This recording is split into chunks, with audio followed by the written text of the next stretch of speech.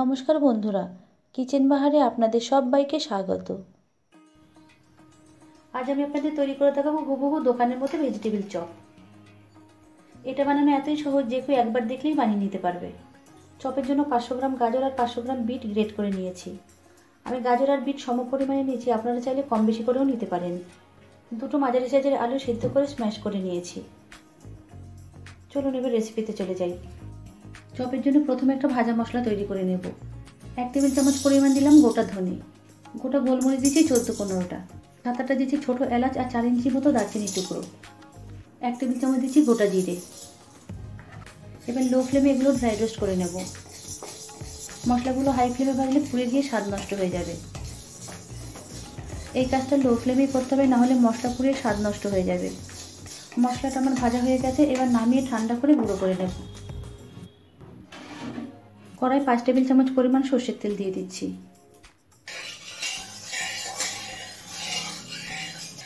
তেল হাই ফ্লেমে গরম করে নেওয়ার পর গ্যাসের ফ্লেমটা লোতে করে দিয়ে কিছুটা চিনি বাদাম ভেজে নেব।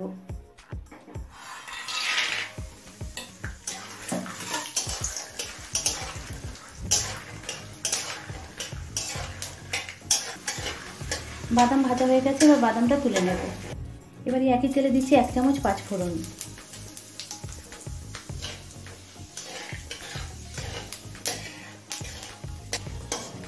পাঁচফোড়ন ভাজা হয়ে গেছে। এখন 2 চামচ দিচ্ছি গ্রেট করা আদা আর দিচ্ছি 5টা কাঁচা লঙ্কা বাটা।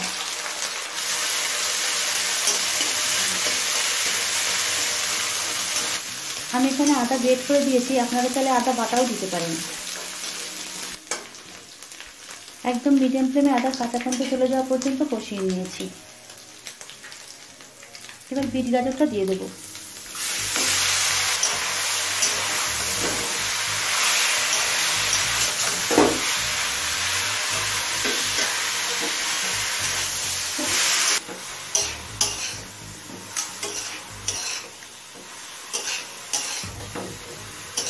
বিট গাজরটা মশলার সাথে মিশিয়ে নিয়েছি।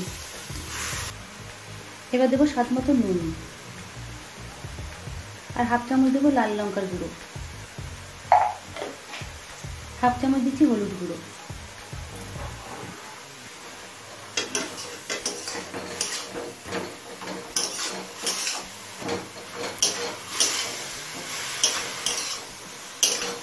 নুন আর মশলা দিয়ে আরো মিনিট 5 কষিয়ে নিয়েছি।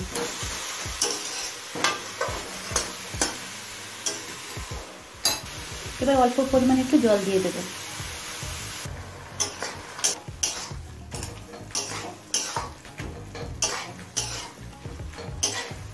জল দিয়ে আরো একবার নেড়ে নিলাম।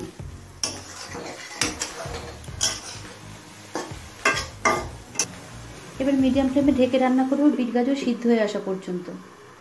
মিনিট 5 পর ঢাকাটা খুলে নিচ্ছি।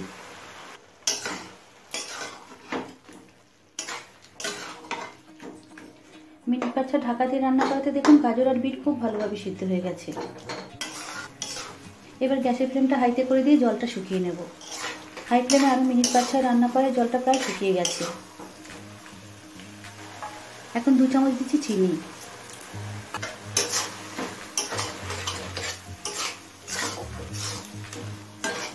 চিনিটা দিয়ে মিশিয়ে নেওয়ার পর এবার দিয়ে দিচ্ছি সিদ্ধ আলু।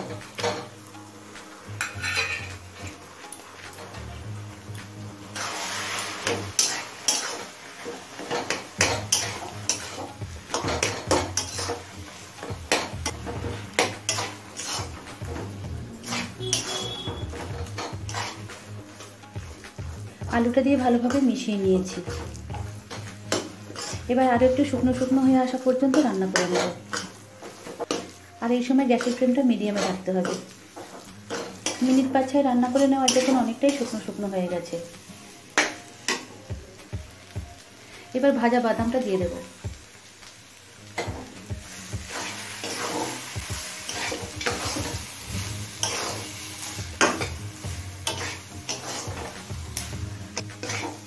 বাদামটা দিয়ে মেশানো হয়ে গেছে।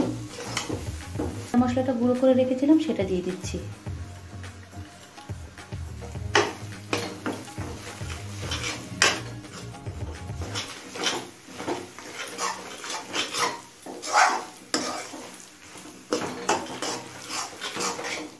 ভাজা মশলাটা ভালোভাবে মিশিয়ে নিয়েছি। চপের পুরটা আমার তৈরি হয়ে গেছে, এবার নামিয়ে ঠান্ডা করে নেব। পুরটা সম্পূর্ণ ঠান্ডা করে নিয়েছি, দেখুন হাত দিয়ে ধরা যাচ্ছে। চপের কোটিংয়ের জন্য আমি কিছুটা পরিমাণ বিস্কুটের গুঁড়ো নিয়েছি। একটা পাত্রে 100 গ্রাম পরিমাণ ময়দা নিয়ে নিচ্ছি। সামান্য একটু দিচ্ছি নুন। নুনটা ময়দার সাথে ভালোভাবে মিশিয়ে নিচ্ছি। নুনটা মেশানোর পর জল দিয়ে একটা পাতলা ব্যাটার তৈরি করে নেব।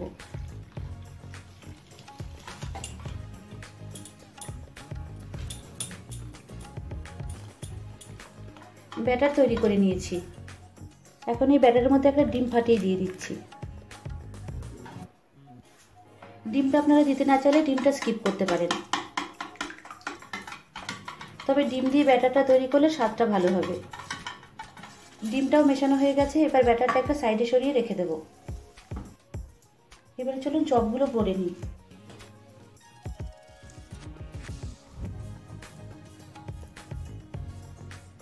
অল্প করে পুর নিয়ে লম্বা শেপ দিয়ে নিলাম। আপনারা আপনাদের ইচ্ছে মতো যে কোনো শেপে এটা তৈরি করে নিতে পারেন। এবার এটা প্রথমে বিস্কুটের গুঁড়োতে কোট করে নেব। যে ব্যাটারটা তৈরি করে রেখেছিলাম তার মধ্যে ডুবিয়ে নেব। এবার আরও একবার বিস্কুটের গুঁড়োতে কোট করে নেব।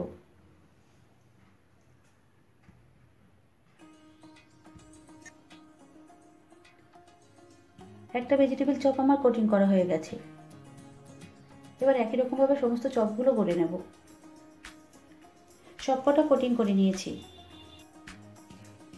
এবার চলুন চপগুলো ভেজে নিই। কড়ায় কিছুটা পরিমাণ সাদা তেল দিয়ে দিয়েছি।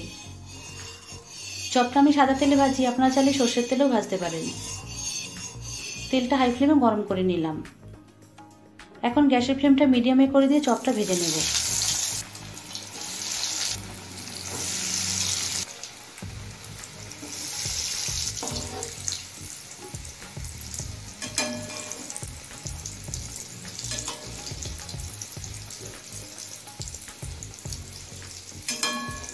এবার মিডিয়াম ফ্লেমে গোল্ডেন ব্রাউন করে ভেজে নেব।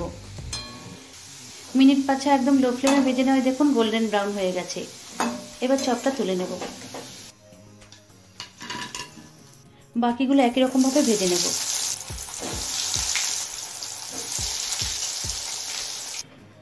সমস্ত ভেজিটেবল চপগুলো আমার ভাজা হয়ে গেছে। আমার এই ভেজিটেবল চপের রেসিপি আপনাদের কাছে কেমন লাগলো কমেন্টস করে জানাবেন।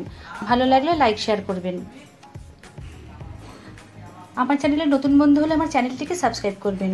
আজকের মতো এই পর্যন্ত, আবারও দেখা হবে নতুন কোনো রেসিপি নিয়ে। সকলে ভালো থাকবেন, সুস্থ থাকবেন। ধন্যবাদ।